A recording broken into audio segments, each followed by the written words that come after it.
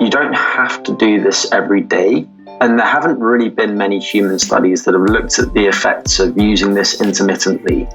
And being regular in the times at which you consume your meals each day is optimal, but also it's not feasible for most people most of the time.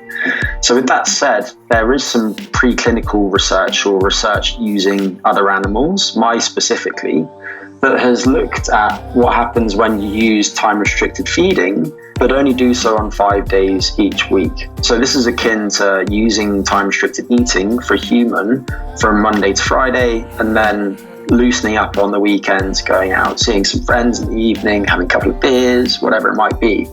And what that research suggests is that, if anything, you can still experience the vast majority of the benefits from doing early time-restricted eating if you use it 5 days each week.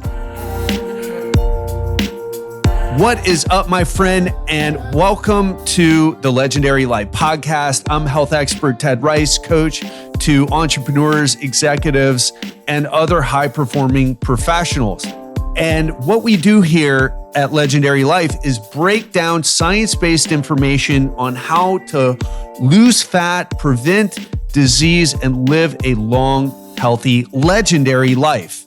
So if that's what you're into, you are in the right place. Click that subscribe button wherever you listen to podcasts so that every time one of my episodes goes live, you'll be the first to know. So without further ado, let's hop into this interview with Greg Potter on circadian rhythms and sleep. Greg Potter, welcome to the show and thanks for coming on today. Hi, Ted. It's great to be here. I know that we spent a long time trying to organize this, which is entirely my fault. So thank you for your patience. Absolutely. And we both have been having busy schedules and we finally made it happen. So really excited to dive into this information with you today because your Ph.D. work is on sleep, diet, metabolic health. You're big into time-restricted feeding, circadian rhythms, all these things that are very popular right now. So, and people are interested. And not only are people interested in this stuff, but people don't know who to believe about this information and, what's being oversold, what is being embellished, and, what's truly important and what can actually help. So I'm really excited to dive into all that today. And before we jump in, can you just give the Reader's Digest version of how you got into doing a PhD in, sleep and circadian rhythms and metabolic health? Sure. So I've had a long-standing interest in health and specifically in how lifestyle affects health. And that started when I was 11 or 12, when I hurt my back playing rugby. And for the rest of my time at school, I spent most of my free time finding out more about exercise and nutrition. And I eventually went on to study sport and exercise science for my undergraduate degree and then exercise physiology for my master's degree. And it was around the time of my master's degree that I was considering different avenues that I could pursue going forward. One of those was postgraduate medicine, but that never quite sat right with me because I didn't want to have 12 minutes with my patients and then give them a prescription for drug. And that's not to discredit what doctors do, of course, but I think you understand my point. So with that said, I realized that sleep and circadian rhythms are hugely important for health, but I also recognized that they weren't something that I knew that much about. And with that in mind, I was looking at PhD opportunities in those particular subject domains. And I saw an opportunity at the University of Leeds and applied for it. And the rest, as they say, is history. So I finished my PhD June last year, and I thoroughly enjoyed it and now recognize the importance of sleep and circadian rhythms and think that they're probably as important for most people to attend to as pretty much anything else when it comes to their health. Yeah, definitely. It's really hard to be on top of your game, whether you're trying to lose some weight, change your body, whether you're trying to perform better at work, whether you're trying to just be the best parent you can be or run a business. It's really hard to do that with poor sleep. But let's talk about circadian rhythms, because circadian rhythms, they go beyond just sleep. Can you just, in the lay version, explain what a circadian rhythm is? And then we're going to get into the different aspects, how diet, how nutrition has its own, how our feeding times has its own circadian rhythms, and all that good information. Sure. So to preempt that, it's worth mentioning that all organisms on the planet, or nearly all organisms on the planet, evolved in the presence of these predictable changes in the environment, one of which is the light-dark cycle. And the light-dark cycle alternates, of course, about every 24 hours. And in response to this, organisms evolved their own timekeeping mechanisms. And these are produced by biological clocks. And these produce these rhythmic changes in various different biological outputs. And these persist in the absence of rhythmic external cues. So, for example, if you take somebody and you have them go fasting, then you can still see these about 24-hour fluctuations in their biology. And circadian rhythms are called circadian rhythms because they're not precisely 24 hours. Circa means about, and dian means day, so about a day. But for most people, if you take them and have them go down into a cave where they're not exposed to any of these rhythmic changes in the environment, so the temperature remains the same, they're in constant darkness, and they don't have food availability, then their circadian rhythms are slightly longer than 24 hours on average, perhaps 24 hours and 12 minutes or 15 minutes. And for that reason, it's important that we reset our circadian rhythms each day. And when we disrupt our circadian rhythms by way of unnatural light-dark cycles and eating at inappropriate times, for example, then we now know that many different negative consequences ensue. Yeah, well stated. And I think this is so important because so many of us grew up with electric light, for example, like you said, and we just never took it. I mean, we just sort of took it for granted and never thought twice about coming home after a day of work or after a long day at school, and it starts to get dark outside, and then you're like, oh, I don't want it to be dark. I want to do some stuff around the house and enjoy myself. So I flip on the lights and create this longer daytime. And then so many of us wonder why, I exercise, I eat well, but I just don't feel like I sleep well for that, for some reason. And, it's these things that these modern amenities, these modern, things that we do, like using artificial light and creating so much ambient noise and all the other things that create such disturbances for us. I want to get into sleep, but we've covered sleep quite a lot, and I'm very curious to hear your perspective, but even more curious about the time-restricted feeding. So you said when we eat at the wrong times, can you break down what you mean by that and how we know what the right time is and what the effects are if we don't eat at the right time for ourselves? Of course. And I suppose that broadly speaking, eating at the right time means eating during the biological daytime. And that's not necessarily when the sun is up, because our biological rhythms, our circadian rhythms, aren't necessarily synchronized with the light-dark cycle outside. If you go camping for a few days, for example, then they will tend to more tightly synchronize with the light-dark cycle. But now, especially for people who live in cities, for instance, it's common for their biology to shift later and later, such that they're going to bed well after dusk and they're waking up early to an alarm, for example. And so that synchronization is lost. So with that said, the question is, what's the distinction between the biological daytime and the biological nighttime? Now, it's worth just explaining how the circadian system is regulated to preempt this particular discussion. And our circadian rhythms are primarily set by our exposure to cycles of light and dark. And we have specialized cells in our eyes that keep track of information about our light exposure. And then they send this information back to a so-called master clock in our brain, which then relays this information throughout the rest of the body about the time of day.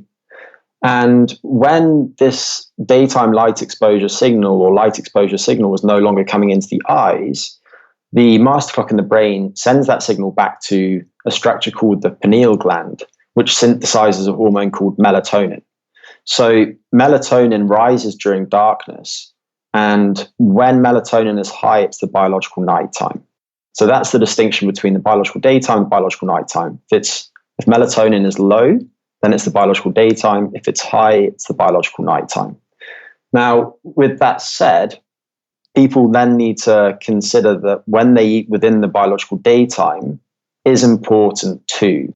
And there's a growing body of evidence showing that if we consume the majority of calories early in our biological daytimes, then that seems to be good for all sorts of things, from metabolic health to the quality of our sleep too. And just to finish a thought on the biological nighttime, obviously we can't go and measure our melatonin rhythms from one day to the next. But broadly speaking, when people are allowed to sleep as much as they need, the biological daytime typically begins about 2 hours before sleep onset, and it ends around the time of waking each morning.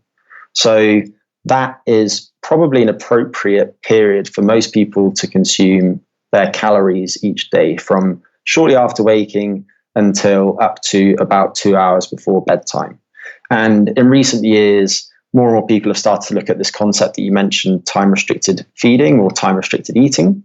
And what that entails is restricting intake of all calorie-containing items to a period of 12 hours or less each day, typically 6 to 12 hours each day. So, for example, if somebody woke up at 6 a.m., then time-restricted eating, they might begin consuming calories at 8 a.m., and they might finish between maybe 2 p.m. and 8 p.m., something like that. Right. And can you talk about why it would be, or what the benefits are to not eating at night? Because you probably haven't heard of this, or maybe you have, but Kim Kardashian, our celebrity who's famous for being famous, said a while back that her trainer said not to eat after 6 p.m. I think it was carbs specifically. But then now it's turning out, and of course, I doubt he was reading literature, research literature on circadian rhythms. But even though he sort of instinctively knew, like, hey, maybe it's not such a great idea to eat at night. And this has been actually a lot of cultures do this. I was reading the Blue Zones, and a lot of cultures have been doing this for a long time. And can you just talk about, like, what are the specific benefits? Because I don't want people to get confused, like, oh, this is the secret to fat loss or whatever. What benefits are we talking about here? Sure. So what I'll say to begin is that people have done these carefully controlled experiments using other animals to show the negative consequences of consuming calories when the animals should be sleeping. And those have been the best controlled experiments. And what you find, for example, is if you look at rodents and you give them food access only when the lights are on, which is when they should be sleeping, then they consume roughly the same number of calories as if they only have food access when the lights are off, which is when they should be active. But despite the fact they consume the same number of calories, when they're consuming calories when they would naturally be sleeping, they will gain more body fat and also experience a host of other metabolic abnormalities. So, for example, poorer regulation of blood sugar. Now, with that said, the best evidence that we have regarding ourselves has come out in recent years, and it's looked at time-restricted eating specifically. And there are a few groups around the world that have done some particularly good studies on this question. And actually, Courtney Peterson, who's at Pennington Biomedical Research Center, has done 2 or 3 excellent studies in the last couple of years. And the first of these was in overweight and obese men who have prediabetes, which means that they're at greater risk of diabetes, of course, themselves, but they haven't crossed the clinical threshold for being diagnosable with diabetes. And what she did was she compared consuming 3 meals each day over a 12-hour period for 5 weeks to having the same three meals, so same number of calories, same macronutrients, so same carbohydrates, fats, and proteins, but within a 6-hour period that finished by 3 p.m. So they're consuming those very early in their day. And everybody in this study went through both conditions. And what she found is that when people went through that early time restricted eating condition, they had better insulin sensitivity, which in the long term should mean that they're at lower risk of developing type 2 diabetes. They had lower measures of oxidative stress, which is, of course, integral to processes such as accelerated aging. And they had reduced appetite, as well as a very big drop in morning blood pressure. And the size of this drop was comparable to drugs that are commonly used to reduce blood pressure. And then just this year, Courtney subsequently published 2 other studies in overweight adults. And the 2 studies are actually on the same group of people.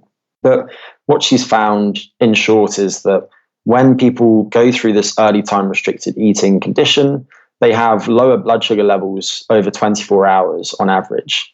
They tend to have better blood lipids too. And also they have changes in the expression of their genes which are associated with aging, such that you would expect that these people who have this early time restricted eating condition would be aging at a slower rate. And they've also done some other work supporting their previous findings that this early time restricted eating tends to improve appetite. So that's just a group of 3 studies that have demonstrated these positive effects. But there are other studies, of course, that have shown beneficial effects. And some of those include things such as improved sleep quality. Fascinating, Greg. And in those studies that you were talking about on the humans, on the overweight people, what was the window again? So that was a 6-hour window. And 6-hour window. Yeah, finishing by 2 or 3 p.m. Yeah. As you probably know from being in this world, a lot of people who do intermittent fasting, right, or another, I guess, if we want to call it that, another name for time restricted feeding, although less based on the scientific evidence. But a lot of people who do intermittent fasting, they skip breakfast and end up eating later. Can you talk about the differences between, or what the literature shows, what your opinions are on skipping a meal earlier in the day versus doing it later on, where you're capping your meal time too much earlier? Yeah, it's a good question. And it raises another point, of course, which is the practicality of skipping dinner. Because I think for many people, they would see that as not being feasible. Maybe they have families, and the prospect of finishing all calorie consumption at 3 p.m. is something that they just wouldn't consider. So that's an important consideration. But with that said, what it seems is that if you have the same caloric period each day or eating window each day, so for example, 6 hours, then it's probably better to have that period or window earlier in the day. And we can say that based on some nice studies of breakfast skipping that have been done. So first, there's lots of cross-sectional evidence, which is just when you ask people to record their diets and then you look at their health outcomes and you try to identify associations between the two, the breakfast skipping associates with many negative outcomes. So all sorts of different things, from increased risk of diabetes to obesity. But to actually carefully ask this question, we need controlled studies in which you compare 2 different groups, one who skips breakfast and one who doesn't. And some researchers at the University of Bath over here in the UK have published 2 very nice papers on this in the last few years. And one of these looked at lean young adults, and there were 2 conditions. So in one condition, they consumed no calories whatsoever before midday. And in the other condition, they consumed at least 700 calories by 11 o'clock. And both conditions lasted 6 weeks. And what they found is that those who skipped breakfast did consume fewer calories, but they also burned fewer calories, such that it had no real effect on energy balance, which is the main determinant of how fat somebody is. And they also found no differences in sleep or cardiometabolic health. But what they did find is that the people who skipped breakfast had greater variability in their blood sugar in the afternoon, which is not a good thing. That is one of the things that will over time tend to predispose people to things like diabetes. And then a few years later, the same group of researchers used the same design, but this time looked at obese people. And they found that people who skip breakfast burn few calories in the morning, but they didn't burn fewer calories over the course of the whole day. And the only difference was that insulin sensitivity was worse in those who skip breakfast. So both of these studies really show that, if anything, skipping breakfast tends to lead people to consume slightly fewer calories, but it may have negative consequences on blood sugar regulation. And when you compare that with the previous work that I mentioned by Courtney Peterson and her colleagues, what it starts to suggest is that time-restricted eating is neither good nor bad. It's how you apply it and when you apply it specifically that determines whether it's likely to be good or bad.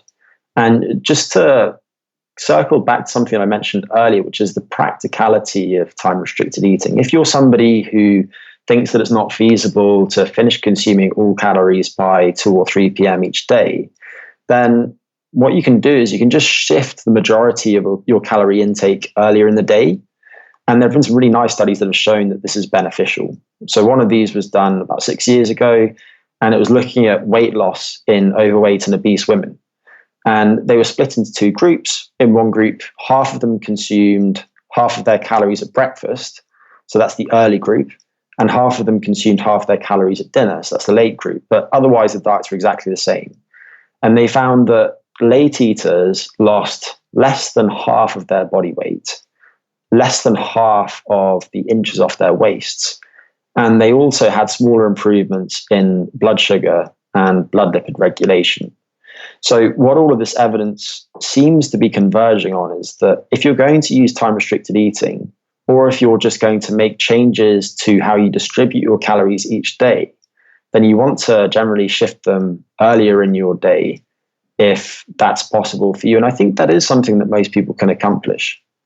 Wow. That's just the nuances there are so interesting. And it's just what an exciting time where, 10 years ago, we wouldn't have had the information, scientific information, the research, in other words, to make these decisions. It just blows me away because people would be arguing about this stuff and nobody knows who is right or not because it's all based on just someone's experience, which, there's a lot of drawbacks to basing your strategies on that. But I will say this, from my own personal experience, I feel terrible when I skip breakfast, but it's easier to do socially. So it's easier to do, but I just don't feel good doing it.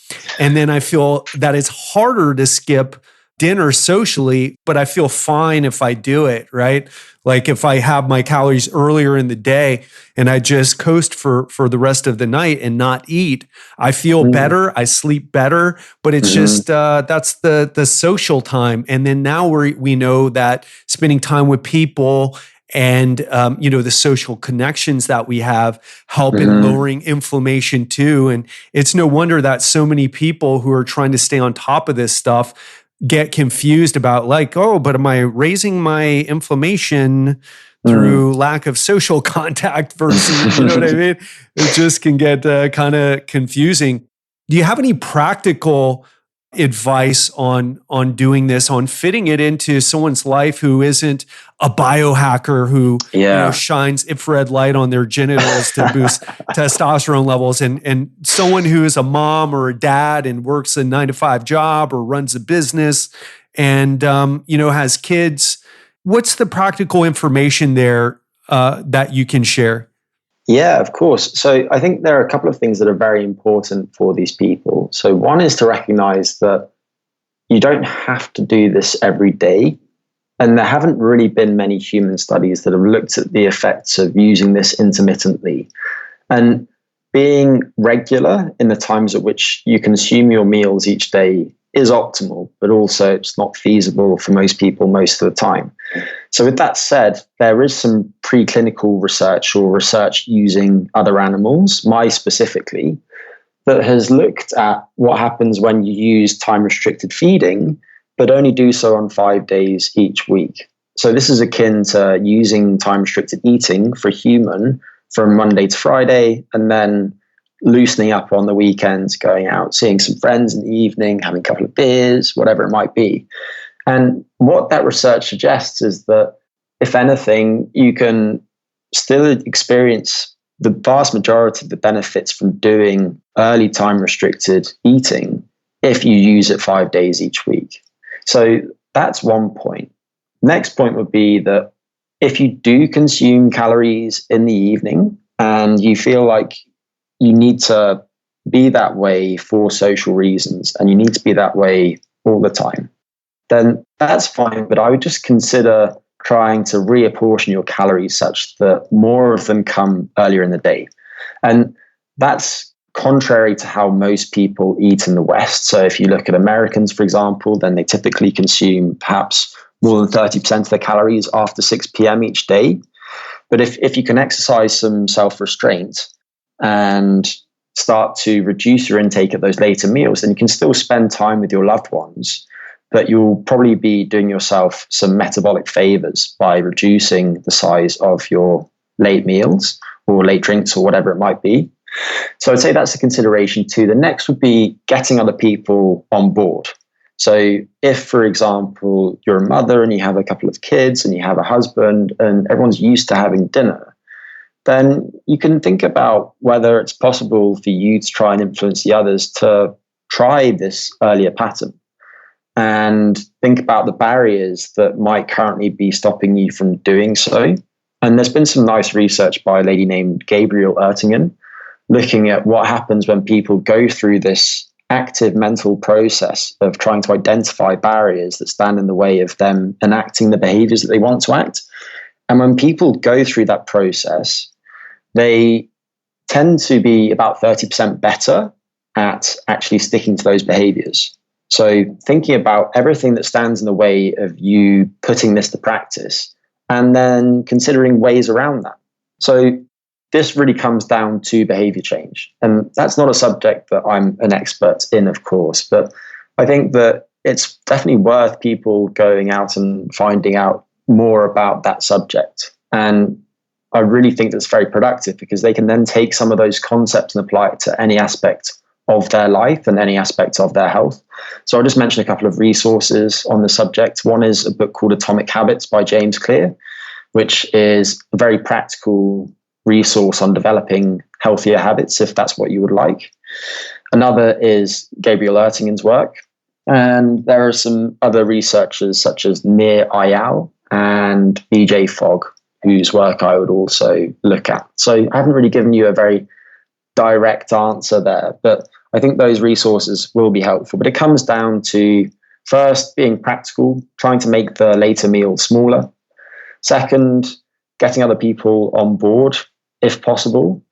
Third, this doesn't have to be something that you do every day. And if periodically you can start to shift things earlier, then all of those small improvements that you're likely to make from those days when you do engage in that behavior are likely to accumulate into something substantial over time. Yeah, solid points. And I love that you brought up getting people on board with this, because so often we'll have big goals for our health. We'll listen to a podcast like this and we'll want to implement it. We'll get excited about it. Like, oh, I could do that. I could push my meals earlier.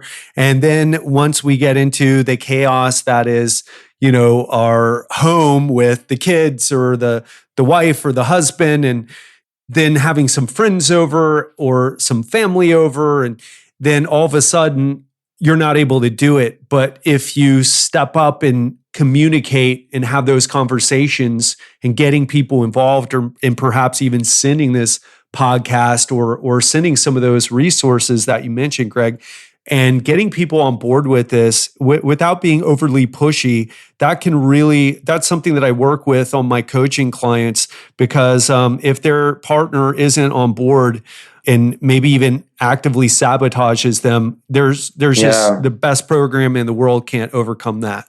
Yeah, those are great points. And And I think something that I should mention now is that there are some small strategies that people can use that are likely to reduce their energy intake at subsequent dietary events. These have been shown to do this routinely in the literature. So, for example, if you want to consume a smaller dinner, but you're still going to have dinner, then consuming a bolus of whey protein shortly before that dinner typically reduces people's subsequent energy intake at that meal, but also it's likely to improve their blood sugar responses to that meal.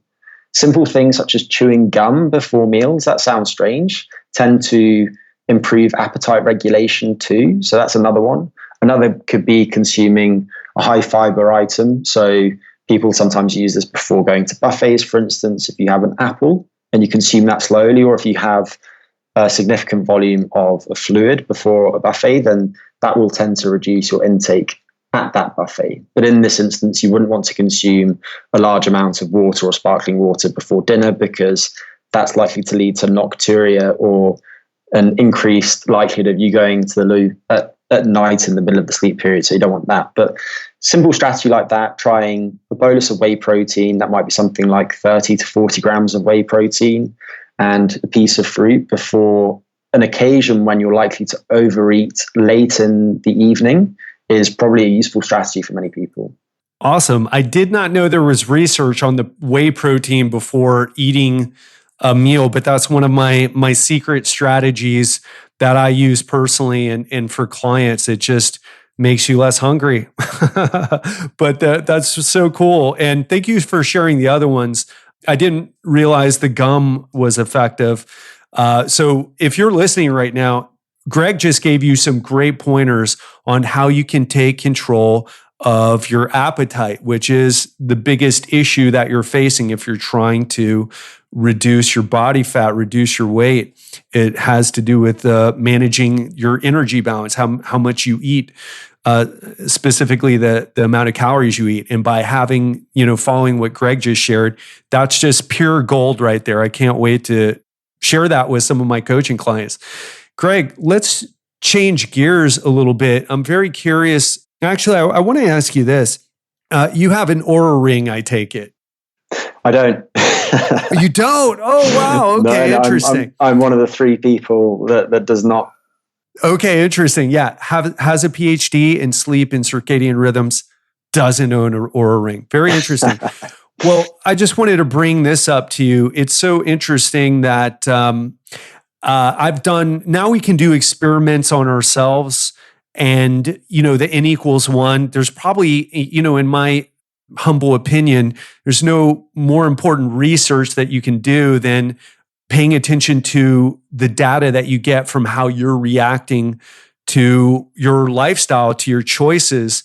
And, of course, assuming that the Oura ring is as accurate as it claims to be. But I've noticed when I eat late, not only do I don't feel so great, but it shows up in the Oura ring readings. And we don't need to go into what they are, but my heart rate is elevated. My temperature has been elevated, and definitely I've been more restless. So waking up more, even if I didn't wake up 100%, has that been shown in the literature to happen with late meals?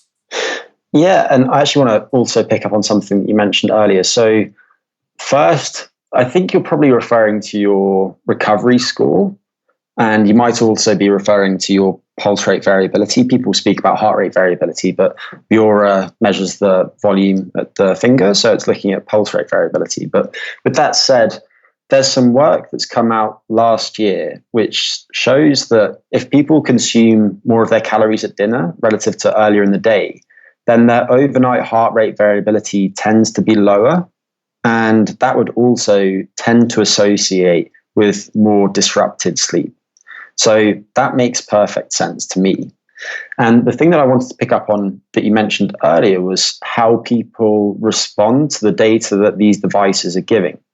And this is really, really important, because what's happened in the last couple of years is that people have started to refer to sleep specialists based on the device's data. So maybe they have a Fitbit or an Oura ring, and the Oura ring says that they're getting 5% REM sleep, which is the stage of sleep in which people dream each evening. And if they were getting 5% REM sleep, then that would potentially be a problem. But none of these devices as yet is very good at staging sleep or identifying when somebody is in deep sleep or REM sleep or the lighter stage of sleep. And so how we respond to these data is very important. At the moment, the devices are all quite good at estimating sleep duration and sleep efficiency, which is the proportion of time that somebody is trying to be asleep that they actually spend sleeping, but then not very good at sleep staging. So with that said, I think that when people look at these devices and maybe the score indicates that they are a little bit overstressed or not so ready as they would be if they were better rested, then they need to realize that those data aren't perfect. And I think that delivering knowledge or delivering information about how well rested somebody is needs to be done very carefully, because actually there is some evidence that's come out recently that if you tell people that they've had a bad night's sleep, even if objectively they've had a good night's sleep, then that will impair their subsequent cognitive performance. And this is relevant to all different types of tests too. And I actually wrote a blog about this not too long ago, but there's been some very cool work by research at Stanford University published just recently, which shows that in some instances, what people think about their genes has a stronger effect on their biology than the actual genetic variants that they have. So if somebody has a so-called good variant of a particular gene, but they're told that they have the so-called bad variant, then the knowledge that, or the thought that they have the bad variant is actually more detrimental than the beneficial effect of the good variant, if that makes sense. So, Greg, that's not the fun stuff, man. Are you telling me that the mindset that we have is more important than anything else? Oh, that's hard to sell. I'm totally kidding. I am so with you on that, and it's very important. That we not buy into any of this information too much. I will say this though.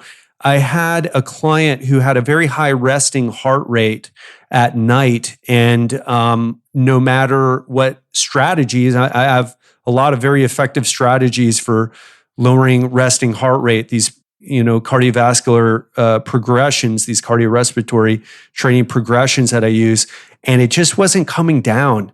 And she ended up going to her primary care doctor in the U.S., and she ended up diagnosed with hyperthyroidism, and the Oura Ring was the thing that kind of caught it.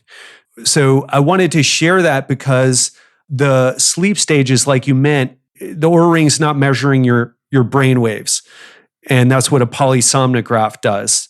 Correct me if I'm off on any of this, of course, Greg, but there's some other things that it can handle. But the truth is, without consulting someone who's, I told her to go to the doctor. It's like, you should get this checked out. It's weird that your, heart rate is 100, and that was the lowest resting heart rate of the night. It was 100, that's very high. Or in the 90s, it's very high. And it helped her get a hold of something that she was dealing with that wasn't that need medical attention, and not, like just some fooling around, coaching, in other words, which I have a lot of respect for what I do, but just saying there's times when you need a doctor. But you're probably, if you're just a lay person, just listening to podcasts and everything, you're probably going to want someone to help you with interpreting that data so you don't read into it, like you said, Greg, or so that you catch these potential issues. Yeah. And as you say, the Oura Rings and the Fitbits of the world are quite good at measuring pulse rate.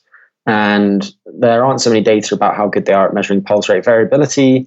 But if they're good at measuring pulse rate, then you can probably infer that they're okay at measuring that too. So when I was saying that, I was referring more to sleep staging specifically. But certainly more and more people are interested in using these data also to identify problems on the fly. So I know that Apple, for example, now have the ability to have users opt in to being notified of potential cardiovascular issues based on the measures that the watch is collecting at the wrist. And that's definitely a positive thing if people are willing to share those data, and they can start to forecast when somebody's at risk of a cardiovascular event. So it's definitely an exciting time. And I for sure foresee a time at which these devices can be really, really important at helping people avoid transitions into negative health consequences. Just read those terms and conditions, right? The data one, yeah. Anyway, I just watched The Great Hack on Netflix recently, which was all about data and everything. So I had to make that joke, but because nobody reads the terms and conditions. Greg, I'd love to. We're kind of pushing 40 minutes here, and I know you're a very busy guy. But I'd love to just touch on some sleep if you have the time for it. Yeah, of course.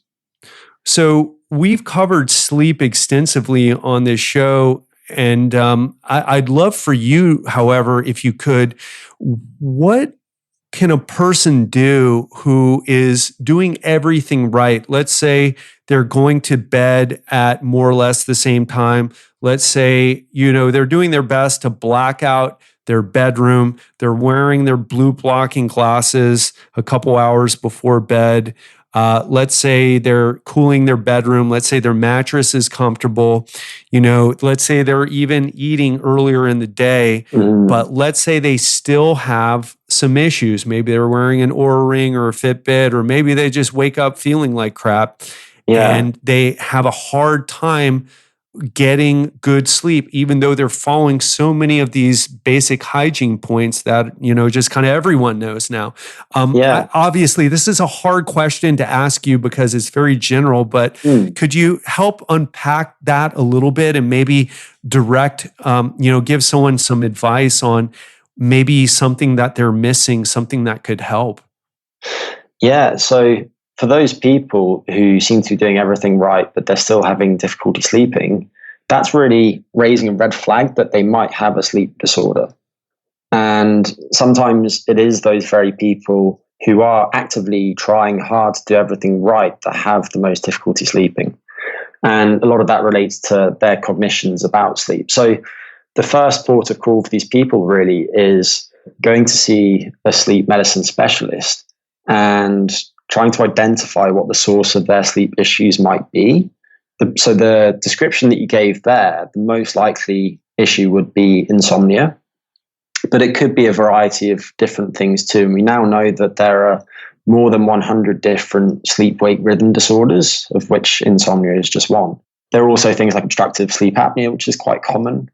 And I'll speak about insomnia because it is relatively widespread. Perhaps 7% of Europeans or something like that have insomnia. And it's quite common for everybody to experience it at some point in their life. And maybe that's just work-related stress or whatever it might be. And it will probably be transient in that case. But if you do have insomnia, then first, of course, you need to be diagnosed with it. So that would be going to see your sleep medicine specialist. There are questionnaires that you can answer online too that will help you identify whether you might have that.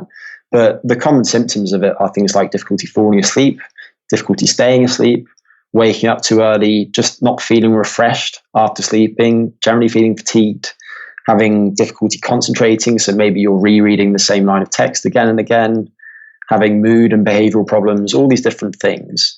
And it would typically be diagnosed by some sort of clinical interview, and people would answer certain questionnaires and fill in some sleep diaries about how they've been sleeping recently and so on. But it is crippling, and it is also very treatable. And interestingly, the most common form of treatment, which is always the first line treatment for insomnia, is called cognitive behavioral therapy. And it seems to be that CBT is as effective when delivered online as it is in person. And there's an online program called Sleepio, Sleepio, which is available to anybody, that offers a 6-week or 6-week plus course for people who have insomnia, which takes people through treatment for insomnia in a systematic way. And I've actually used it myself relatively recently because I've not been sleeping that well of late. It's funny because the last 2 nights I've had terrible nights of sleep. So if I'm making no sense today whatsoever, then that probably helps explain why that's the case. But Sleepio will take you through a program in which, yes, you learn about these basics of sleep hygiene, but also you'll start to address your sleep-related cognitions. And there are common themes that underlie people who have difficulty sleeping or have insomnia. And they have all these negative sleep-related thoughts. And they also tend to associate their beds with the bed being a place of wakefulness. So what they need to do is they need to condition themselves to relearn that the bed is the place of sleep, and also to learn how to reframe their thoughts such that they're thinking more positively about sleep. So on the first point, and that is associating the bed with sleep, it's really important that people save the bed for sleep and sex only. But what that means is that if somebody's having difficulty sleeping during the night, then they should leave the bedroom, go elsewhere, do something relaxing in dim lighting, and only return to the bedroom when they're sleepy again. Same thing at night time, before going to bed. Maybe you plan to go to bed at 10 p.m., but you're just not tired at 10 p.m. Don't go to bed then at 10 p.m. So the analogy that sleep researchers often use is that you wouldn't sit down at the dinner table and wait to get hungry. Well, sleep is much the same. So you need to retrain your brain to associate your bed with sleep, apply that 15-minute rule, and then start to address these cognitions. So that will help you overcome these sleep-related threat cues. And sometimes people become very attuned to their internal bodily sensations, their heartbeat, their breathing. Sometimes they're very attuned to external ones, such as noises that come from outside the bedroom. And there are different strategies that people can use to overcome these, but one is just making sure that their thoughts are all offloaded at the end of the day. So they don't have things racing through their minds about what they need to get done in the days to come. And simply making a to-do list shortly before bedtime can be useful for that. And if you do that, then keep the list by your bedside such that if you wake up during the night and you need to get that idea out of your head so you're not actively trying to hold on to it so you don't forget it in the morning, then the person can just jot down that on the notepad again. But then also, if somebody's very attuned to their internal sensations, then visualization exercises can be very useful. And if people practice these during the daytime, so just going somewhere in their head where they feel relaxed, and they try and tune in as much as possible to all the different senses. So how does it sound in this place? How does it feel? What can they smell? What can they see? Who are they with? What's the temperature like? Then over time, they can go back to that happy, relaxed place more quickly. And then if they're lying in bed at night and they can feel their heart pounding, they can draw on that visualization, which will help them detach themselves from those internal sensations. So that's a useful strategy. And then one more that I'll mention is that if somebody has a very busy mind, then they can actually just try and block thoughts. And sometimes that can just be repeating one word over and over again, which sounds really boring, and it is, but one that's commonly used is just the word the. So somebody would lie in bed, and if they keep getting these thoughts, they would just repeat the. And it's so boring that people do tend to fall asleep. Actually, I'm going to mention one more too, which is an idea that was actually popularized by the guy who wrote Man's Search for Meaning, Viktor Frankl. And that's the idea of paradoxical intent. And if people who are struggling to sleep tell themselves in their mind, stay awake, and they actively try and stay awake, not by getting up and switching the lights on and doing jumping jacks or anything like that, but if they're in bed and it's dark and they open their eyes and they look at the ceiling and they say, stay awake, stay awake, stay awake, they actually tend to fall asleep faster, which is completely counterintuitive, but that's a very useful strategy for some people too.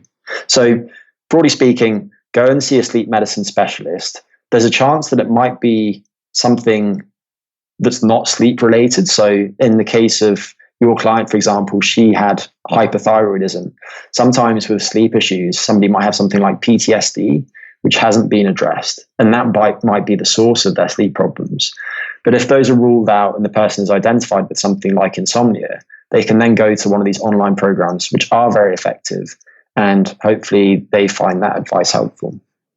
Greg, that was just brilliant, man. Thank you so much for sharing all those resources. And I love what you mentioned about paradoxical intent. There's nothing worse than telling yourself, yeah, I've got to go to sleep. Come on, let's try to go to sleep. Trying to do something like that, just, yeah. So when you reverse it and say, okay, try to stay up. Yeah, that works. Yeah. So, and Viktor Frankl came up with that. I love that. Greg, just a brilliant interview. Thank you so much for coming on today and sharing your time, your information, and all this wisdom about sleep and all, interpreting these studies and just being able to make practical recommendations based on them. Just great talking to you. I could easily speak with you for another couple hours. Unfortunately, we both have things to do here. But as far as where people can go to connect with you, you have an Instagram at GDMPOTTER, so GDM Potter, and a Twitter with this same handle, GDM Potter, POTTER. Is there any other place where you'd like someone to connect with you?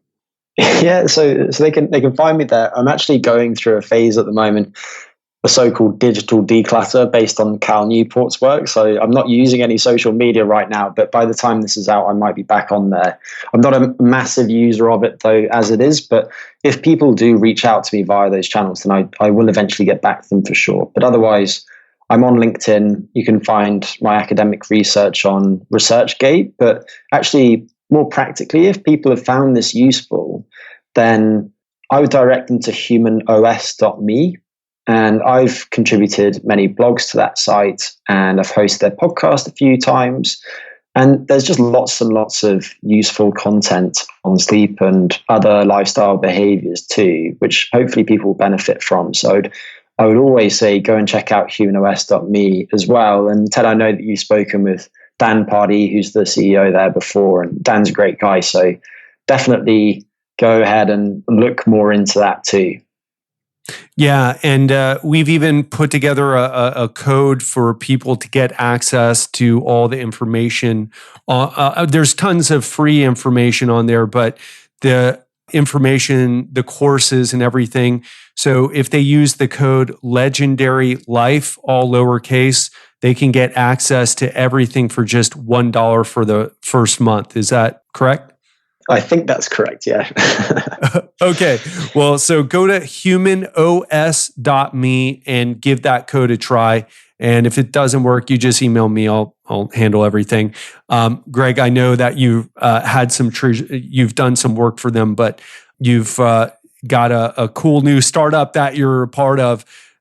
So not to go too deep into that, but hey, man, just really enjoyed our conversation today. It was just fascinating. I really appreciate your perspective, and hopefully we can do this again.